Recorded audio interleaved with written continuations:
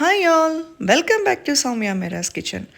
வீடியோக்குள்ளே போகிறதுக்கு முன்னாடி நம்ம சேனலை இன்னும் யாரும் சப்ஸ்கிரைப் பண்ணாதவங்க ப்ளீஸ் சப்ஸ்கிரைப் பண்ணிக்கோங்க. லைக் பண்ணுங்கள், ஷேர் பண்ணுங்கள், கமெண்ட் பண்ணுங்கள்.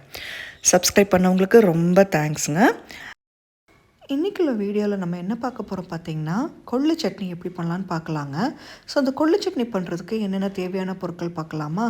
ஸோ இதில் பார்த்திங்கன்னா ஒரு 1/4 கப்பு நான் கொள்ளு எடுத்து வச்சுருக்கேங்க. இதை நீட்டாக நல்லா வாஷ் பண்ணி ட்ரை பண்ணி எடுத்து வச்சுருக்கேன். அப்புறம் பார்த்திங்கன்னா ஒரு ஸ்பூன் சாம்பார் பருப்பு, 1 ஸ்பூன் கடலைப்பருப்பு, கொஞ்சம் தேங்காய், ஓகேங்களா. அப்புறம் கருவேப்பிலை, வரமிளகாய் எடுத்து வச்சுருக்கேன், சீரகம் கொஞ்சம் எடுத்து வச்சுருக்கேங்க, பூண்டு, சின்ன வெங்காயம், புளி, ஓகேங்களா. இது எல்லாமே நம்ம தனித்தனியாக நம்ம வறுக்க போகிறோங்க. ஒரு கடாய் எடுத்துக்கோங்க. கடாயில் கொஞ்சமாக எண்ணெய் போட்டுக்கோங்க. எண்ணெய் போடணுங்கிற அவசியம் இல்லை, உங்களுக்கு வேணால் நீங்கள் போட்டுக்கோங்க. நான் கொஞ்சம் ட்ரையாக தான் நான் வறுத்து எடுக்க போகிறேன், ஓகேங்களா. ஸோ நம்ம அந்த கொள்ளு எடுத்து வச்சுருக்கோம் பார்த்திங்களா, அதை போட்டு நல்லா வதக்கி விட்டுருங்க. இந்த கொள்ளு நல்லா வதங்கணுங்க.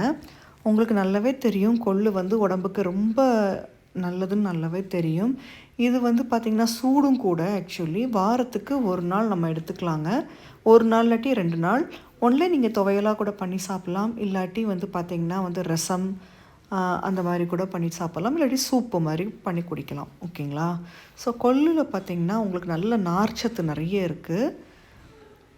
உடம்புக்கு ரொம்ப நல்லதுங்க. சின்ன குழந்தைங்கலேருந்து பெரியவங்க வரைக்கும் இந்த கொள்ளு நம்ம எடுத்துக்கலாம், ஓகேங்களா.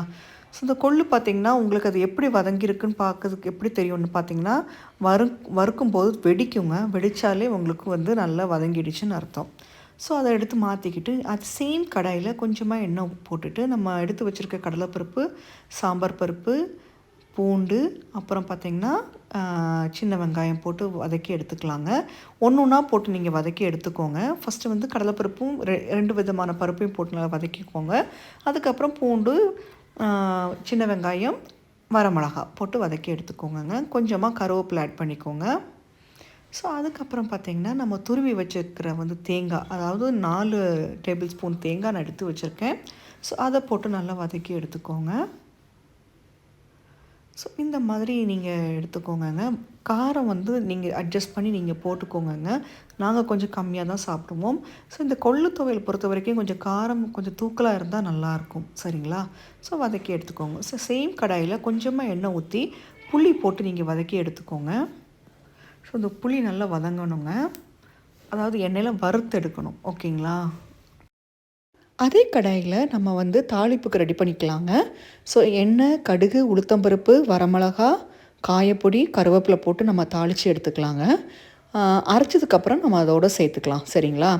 ஸோ அரைக்கிறது எப்படி பார்த்திங்கன்னா, மிக்ஸி ஜாரில் ஃபஸ்ட்டு கொள்ளை போட்டு நல்லா அரைச்சி எடுத்துக்கோங்க. கொள்ளை தண்ணி ஊற்றாமல் முதல்ல பவுட்ரு மாரி அரைச்சிட்டு, அதுக்கப்புறம் நம்ம வதக்கி வச்சுருக்க இன்க்ரீடியன்ட்ஸ் எல்லாமே சேர்த்து கொஞ்சமாக தண்ணி ஊற்றி நீங்கள் துவையல் கன்சிஸ்டன்சியில் அரைச்சி எடுத்துக்கோங்க. தேவையான அளவு உப்பு சேர்த்துக்கோங்க அரைக்கும்போது, சரிங்களா.